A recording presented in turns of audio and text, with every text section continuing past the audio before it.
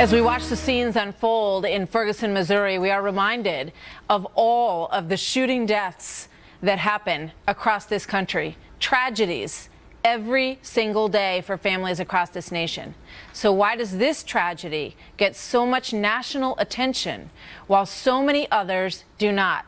It is worth some thought. David Webb is the host of the David Webb Radio Show on SiriusXM Patriot. Leslie Marshall is a syndicated radio talk show host. Both are Fox News contributors. Welcome to both of you. You know, I cannot help but think about the grieving families across this nation who have lost loved ones to violence and wonder how they feel when they see the enormous amount of attention that the death of this young man receives.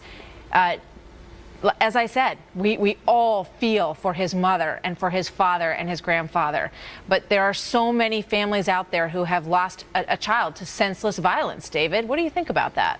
Well, Martha, one of the things that happens here is it gets attention because you have a young black man being shot by a police officer who's white. Therefore, you get the dynamic of police and citizen. And then, of course, that's just more newsworthy as the organizations see it. There's a bit of irresponsibility here, however.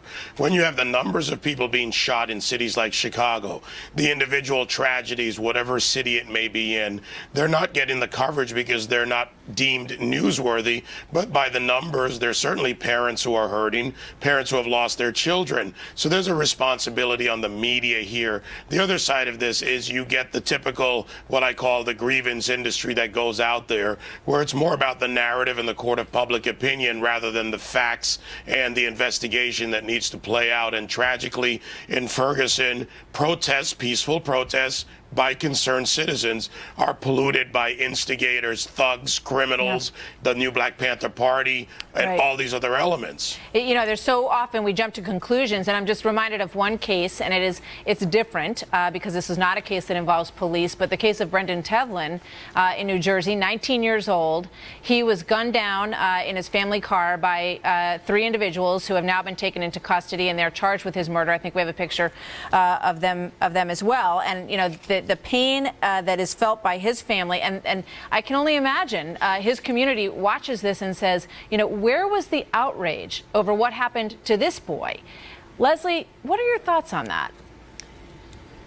Well, I have to say, almost everything David said this morning, I agree with. I've lived in Chicago, and there's certainly outrage there, as there was with this young man. But there is a reality, and the reality is the media covers things like a paper, for example, that are going to sell papers. And people love when it has to do with law enforcement and a citizen. People seem to love, in a voyeuristic way, the divide with race. Now, I know there was a divide with race in this case that you just cited with this young man, but for some reason, when it's white on black crime, there is more outrage and more people are interested. It seems like when there's black on black crime or when there's black on white crime, whites just aren't as interested, and the media is just not as interested in covering it. Yeah, I mean, there was a young boy, Devontae Cathan, 17 years old, riding his bicycle this week in Chicago at 11:30 at night.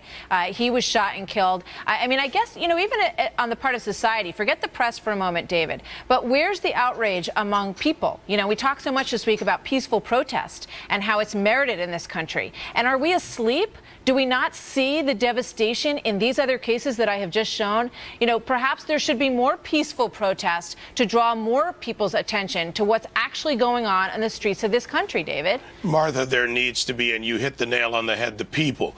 We're the ones who consume the media. We watch it, we read it, we click on it online.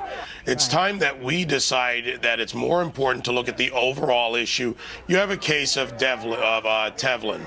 This is a young man, graduated from Seton Hall Prep, school I know well. Usually someone with a bright future, murdered by 3 black youth, and he doesn't get the outrage. Not a new case, Oklahoma, just a year ago or so, where there was a young Australian man murdered, again, shot down in a thrill kill. Frankly, to the people of America, stop surrendering your, quote, leadership to these community leaders like Al Sharpton and others who gin up this black-white dynamic the way Leslie described it when not paying attention to the issue, which is the terrible tragedy of murders that are committed against against innocent civilians, regardless of the color dynamic, and frankly, the hypocrisy of not giving the same attention to a white kid murdered by 3 black men. What, is his life not as valuable as Michael Brown's, or vice versa? Leslie? David, I do agree with you there, and certainly every person, every child's life is and should be as valuable. David, you know this much more than I do because you are an African American and you are a male and you were an African American teen male. I certainly have been and never will be any of those. I think when we look at, the history in this community, the oppression, the lack of trust. I heard this morning a woman in Ferguson whose son was arrested with handcuffs, 14 years old, for skateboarding. When you have that feeling, when you have the constant oppression, when you have the constant lack of trust, and when you feel so leery of law enforcement, this is like a powder keg. This is what we've seen in Ferguson. And speaking of, if we just had peaceful protests, which I certainly hope and pray that we would have in Ferguson, the press wouldn't be there en masse as they are with but cops the point is that peaceful protest is a right. And perhaps, we need to use it to bring attention to so many more of these cases, because there are children all across this country whose families are mourning as his family is today. And we want to remember all of them to the extent that that is possible. Leslie and David, thank you very much for being with us today.